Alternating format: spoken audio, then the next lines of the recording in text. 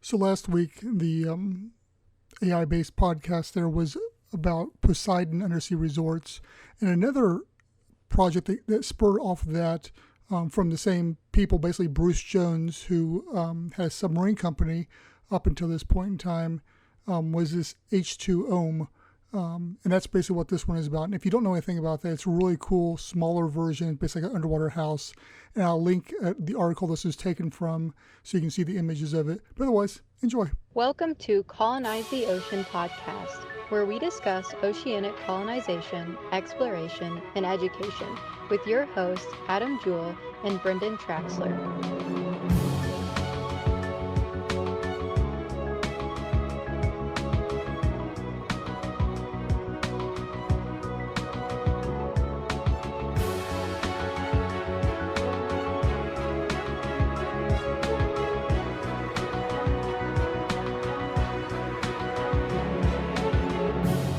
Ever scrolled through those real estate listings and thought, man, this place could really use a coral reef? Haha. Probably not something most folks are looking for. But that's kind of what we're diving into today, right? Underwater homes. All because you sent me that new Atlas article about H2OME, remember? Oh, yeah, that luxury residence. The one that's like totally submerged. Let me see. September 2014, so not exactly new. Oh, wow, that long ago. Yeah. But the whole concept, I mean, it's still super intriguing, right? Totally. Taking, high-end living, the stuff we're used to, Right. and just plunging it down to the ocean floor. Yeah, it's not just like a novelty, though, right? This thing is massive. How big are we talking? Like 3,600 square feet, all underwater. Whoa. And it's spread across 2 levels. They were talking about, amenities, wine cellars, libraries. I'm picturing, a Bond villain book club down there. Uh-huh. Yeah, there's definitely that fantasy element. But it's more than just the crazy luxury, Oh, what else is there? The psychology of it, that's what gets me. What do you mean? A wine cellar underwater. Okay, yeah. It's like we're trying to bring the familiar Not really. comforts into this totally alien place. Like we got to domesticate the ocean or something. Exactly. But then the article also talks about the sensory experience, right? Yeah. Imagine waking up to, panoramic ocean views. Wow. They've got exterior lights that attract all the marine life. It's like you've got your own personal aquarium that's constantly changing. Makes you wonder, though, is it about escaping the world up here? Yeah. Or is it about, controlling a piece of the ocean? Oh, interesting. Kind of man versus nature, but with a jacuzzi? Huh. Okay, maybe I'm less likely to move in now. But definitely more curious. Yeah. And the article gets into some of the challenges, like the technical stuff. H2OME has to be built at a really specific depth. How deep? Between 10 and 18 meters, and the water has to be super calm and warm. Yeah. So not off the coast of Alaska then. Right. And those location limits, Yeah. they really highlight how limited we are geographically. Makes you think about the environmental side, too. Oh, right. It's not just dropping an anchor. We're bolting this thing to the seafloor. Disrupting who knows what down there. Yeah, that's a good point. And then there's the utilities. How do they even deal with that? I was wondering about that. They mention umbilicals. They Yeah. connect back to the mainland. Umbilicals. Yeah, for fresh water, electricity, even sewage. Yeah. Imagine pumping that stuff through kilometers of pipe, Wow. battling the pressure, the corrosion. I don't even know. Yeah, talk about an engineering feat.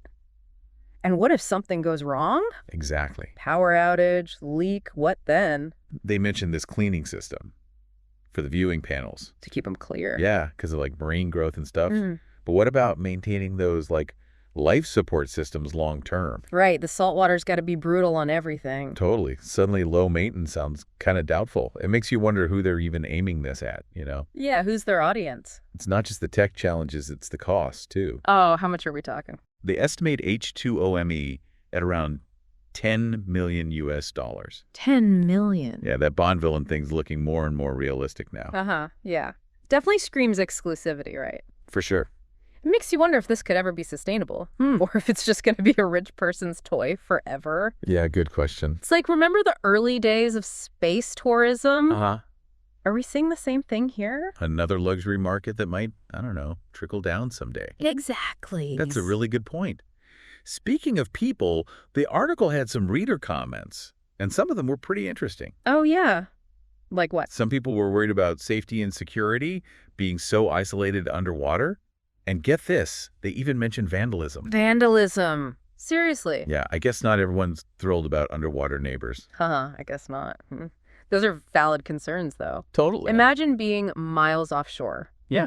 Your life depends on all these complex systems, and Yep. suddenly, boom, power's out. Or someone breaks in. Yeah, that's a whole other level of vulnerability compared to up here. Right. It makes you think about, like, the mental side of it, too. It's not just a change of scenery. It's a whole new way of dealing with your environment and risk. Yeah, you're not wrong. It even challenges what home means, you know? How so? Is it ultimate privacy?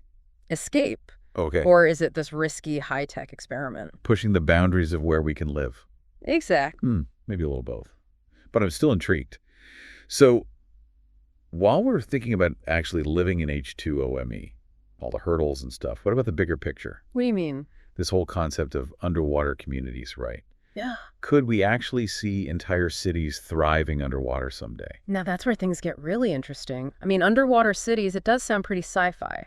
But the tech behind H2OME, it kind of suggests it's not that crazy. Yeah, but going from one luxury house to a whole city, even a small one, that feels like a huge leap. Well, for starters, we got to rethink what an underwater city would even look like. It's not going to be skyscrapers and streets, you know? Right, more like self-contained pods or modular structures. Exactly. A network of habitats, all linked together. Okay. Each one with its own job, residential, research, you name it. Huh. They could be on the seafloor or even floating.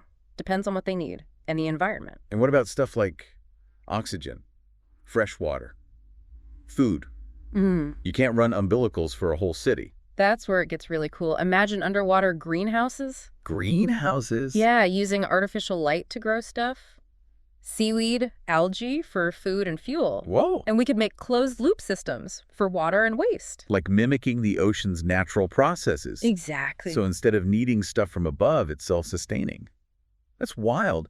But wouldn't we still be limited by sunlight down there? It's pretty dark. Can plants even grow? True, but lighting tech is getting crazy good. We might be able to copy sunlight, you know, the right wavelengths. And there's always bioluminescent stuff that's natural light. Oh, yeah. I didn't think of that. So we're talking about totally new ways to plan cities, right? And manage resources. Thinking vertically, using energy from currents, thermal vents, integrating it all into the ocean. It's a lot. It is. It takes collaboration like we've never seen. Marine biologists, engineers, architects, even social scientists, everyone working together. To make a real underwater community. That's amazing. But what about the downsides? We talked about how fragile these structures are, right? Yeah. And how they could mess with marine life. Wouldn't whole cities just make that worse? Of course there are risks anytime we mess with the ocean. But that's why we got to do it responsibly. Okay. Location, keeping the footprint small, protecting the ecosystem. Finding that balance, right, between progress and conservation. Exactly. Maybe even changing how we see nature. Not something to conquer, but to live with. That's a nice thought. But practically speaking, wouldn't this be crazy expensive to build and maintain? I mean, who's paying for all this? Yeah, the upfront cost would be huge, no doubt. But think long term. Okay. Our population's growing. Resources are getting scarce.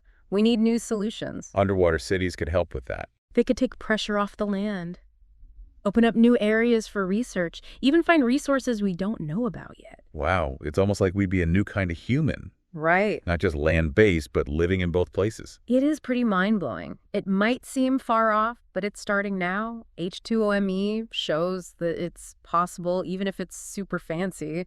It's definitely making me think. But let's come back to reality for a sec, you know? Yeah. Forget the huge cities. What about smaller stuff?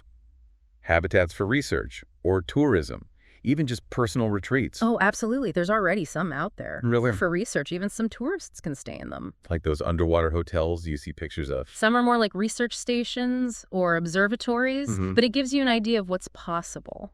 That's so cool. I'd love to spend a night in one. Yeah. Speaking of which, remember that thing H2OME had, the personalized seascaping? Oh, yeah, the lights. You could attract specific sea creatures with them. Right. It's like having your own curated ecosystem. Sounds awesome, but is it ethical? What do you mean? Are we messing with nature just for fun? Good point. We got to be careful. Even with all this cool stuff, we can't forget the impact. Exactly. Technology's one thing, using it right is another. So underwater living, it's full of potential. But it comes with a lot of responsibility, too. Well said. And that brings up another point. We've talked tech, environment, but what about us, our bodies, our minds. Can we even handle living underwater long term? Dude, that's a whole other question. We'll have to dive into that next time. Our bodies are pretty amazing, like they can adapt to a lot. Yeah, But living underwater long term, that's gotta be tough. for sure. I get claustrophobic in a packed elevator. Imagine being stuck in an underwater habitat for months. Yeah, that's a big one. Being isolated, the small space, always knowing you're underwater, that can mess with you mentally. Yeah, it would. We need ways to stay healthy, mentally. Like what? Maybe VR, ways to connect with people, even therapy, but like specifically for underwater life. Interesting. And what about the physical stuff? Right. Our bodies evolved on land. Yeah. Right. Wouldn't the pressure, the oxygen, the lack of sunlight, wouldn't that do something? Absolutely. We'd have to be super careful with the pressure inside the habitats. To avoid decompression sickness, that's a big one. Right. And artificial light, it can kind of copy sunlight, but it's not the same, What do you mean? The spectrum's different, the intensity. We'd need to watch for things like vitamin D deficiency and other problems from not getting enough light. So it's not just building a structure. It's like creating a whole life support system that works for humans. Exactly. Extending our world down there, not just trying to survive in what's already there. Makes you realize how tied we are to our environment, huh? Yeah. Even small changes can really affect us. That's a really important point. As we push the limits of where we can live, we got to remember we're not just explorers, we're biological beings. Right, with needs. But okay, let's say we figure all that out.